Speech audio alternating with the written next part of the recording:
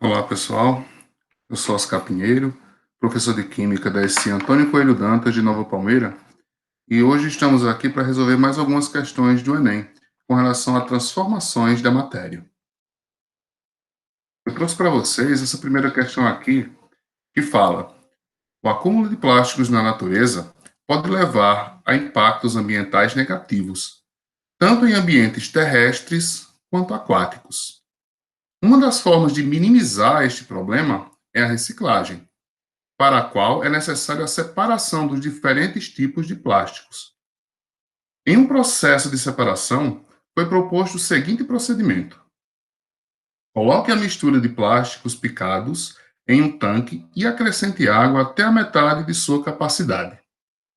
Mantenha essa mistura em repouso por cerca de 10 minutos. Retire os pedaços que flutuam e transfira-os para outro tanque com uma solução de álcool. Coloque os pedaços sedimentados em outro tanque com uma solução de sal e agite bem.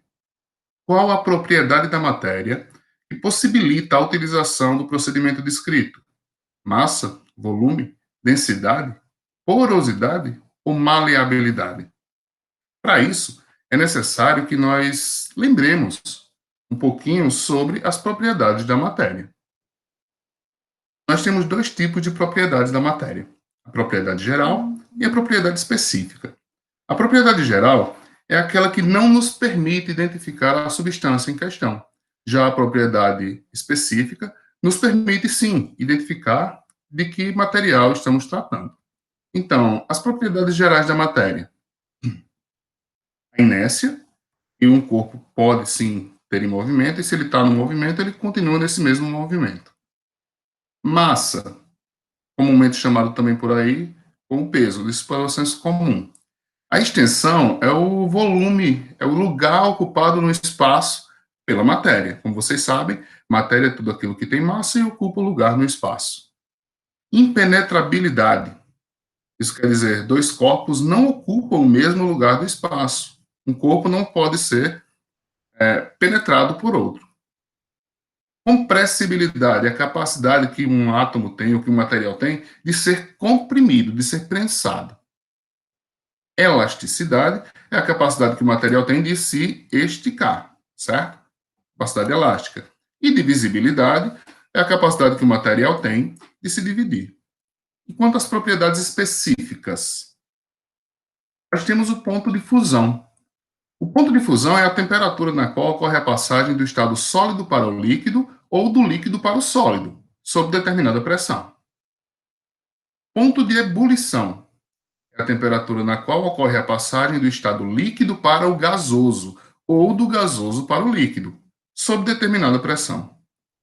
Densidade, que é a relação entre a massa e o volume de um material, e o coeficiente de solubilidade, que é a capacidade que o material tem de ser dissolvido em outro sob dada temperatura.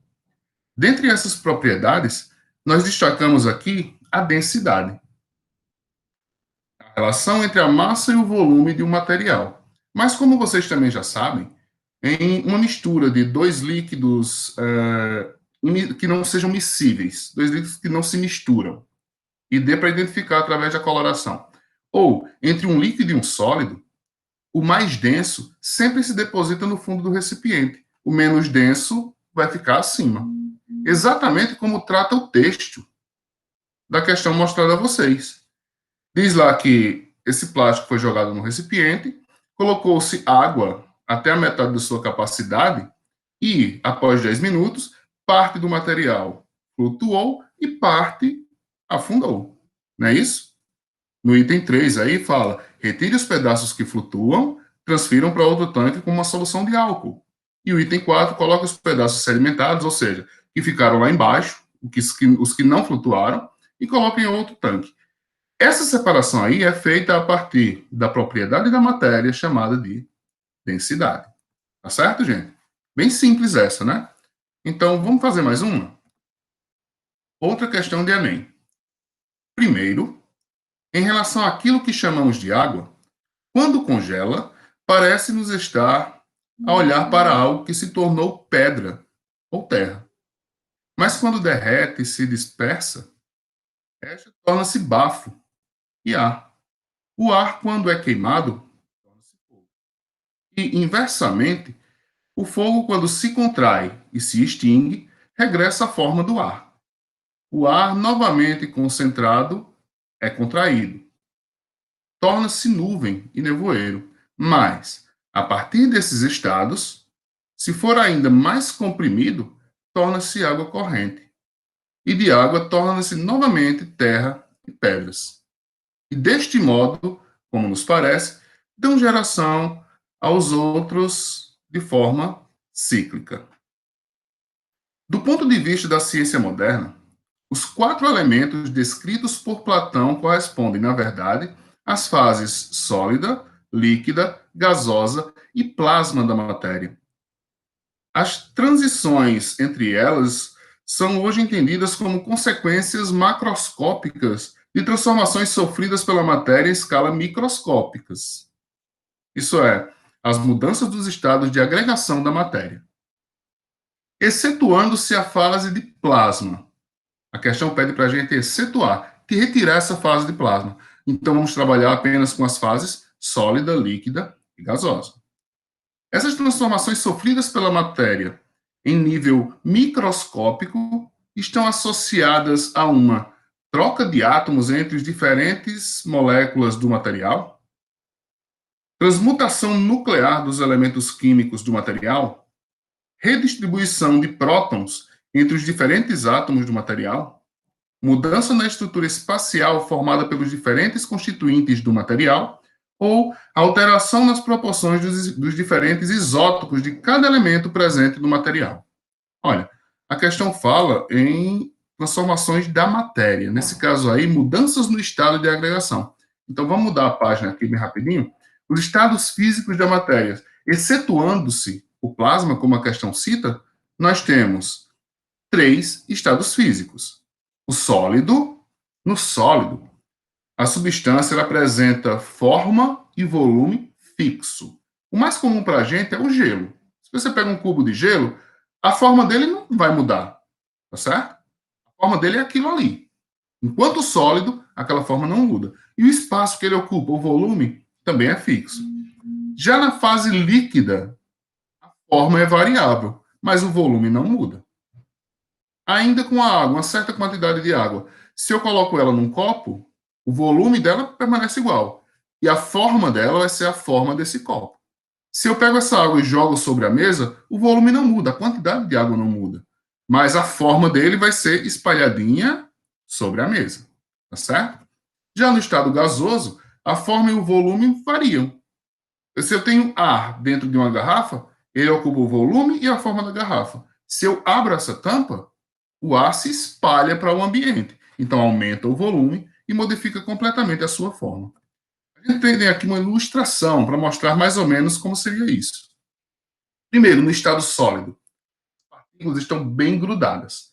Por isso, ele tem forma definida. Quanto mais frio, maior a união entre as partículas. Tá certo?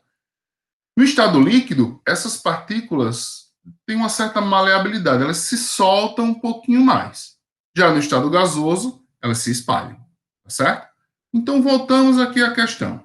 Dentre as alternativas para essas mudanças de estado na matéria, troca de átomos entre as diferentes moléculas do material. Para haver troca de átomos entre as moléculas, vai haver uma reação química. Quando a gente fala de mudança de estado, a gente está falando de uma transformação física. A matéria não muda, continua a mesma. Se é água no início, continua sendo água no fim. Então, dessa forma, não há troca de átomos. Troca de átomos só em reações químicas. Item B. Transmutação nuclear.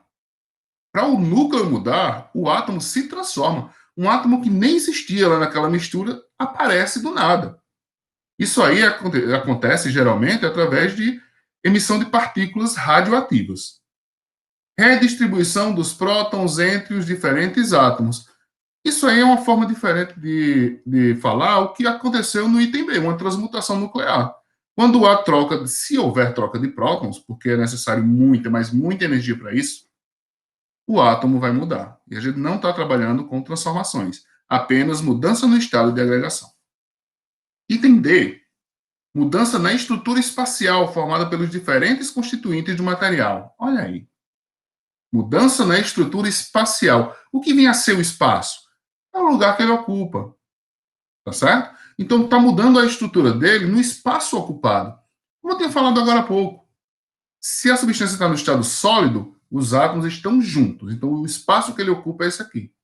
No estado líquido, existe uma maleabilidade. Esses átomos afrouxam. Então, o espaço ocupado por eles é outro.